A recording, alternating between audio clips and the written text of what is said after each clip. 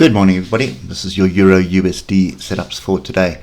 So, still got the levels in from yesterday. Flag, not really broken. Let's not even call that a break. So we are stuck between the moving averages at the moment on the 8 hours. So that typically indicates we are going to be ranging until we get back above the moving averages or below them.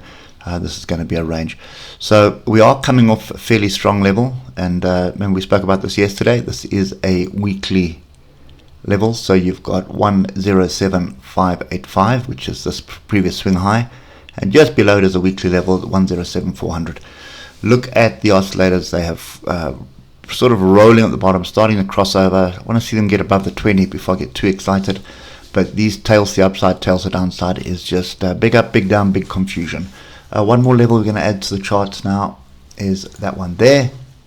We did stretch for it, it didn't quite play out. So let's get down to the 3 hour while you hit the like button and have a look. So from a 3 hour perspective, a fairly decent, solid 3 hour bar break up and then a pullback.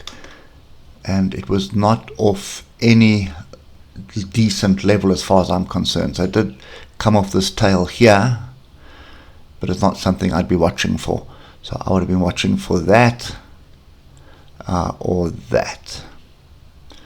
So at the moment, your guess is as good as mine, but often what happens with these things, if I just move that like that, we start getting, let me just get this, you start getting a channel. So often when you get a triangle flag, then typically you get a move up, which forms a solid channel. Now the big question is, where do you get in long? And it still is in this area here at 108247. So moving on to the hour, we do have a lot of data today, so and all of it's going to impact the dollar. So I wouldn't be looking too hard in this space.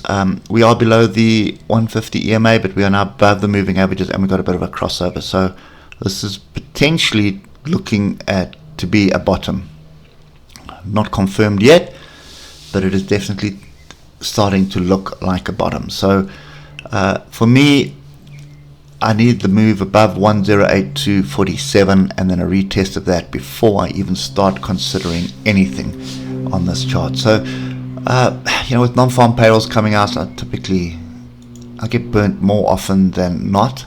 So I just tend to steer away from it, and that's exactly what we'll do today.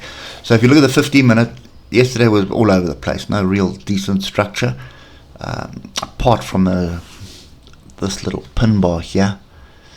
But you can see we pulled back, so pretty much self-explanatory. You're going to reject the 150 EMA, and that's exactly what you did. So if you played this long here, would have been a good 120 point stop loss, because the minute you still got this first red bar, I would have moved my stop up and then probably just got out of it when I saw this range forming. But that's kind of where you should have got out. And is there structure left? Yes, there is. So do this, there's a breakout, and didn't quite test it, and that's the test there. So for today, it's really just sit on the sides. I don't want to get involved in this until the data's out the way.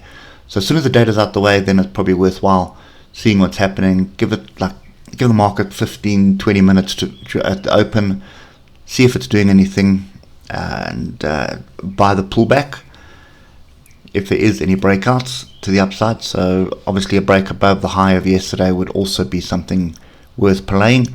And you can also see this, let me just move the top range here. So you can also see this pin bar. So a break above 107983.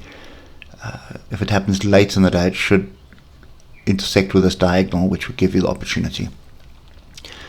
But yeah, I think I'm just rather going to stay on the side. It's extremely volatile with non-farm payrolls, and sometimes the risk is too high for my appetite.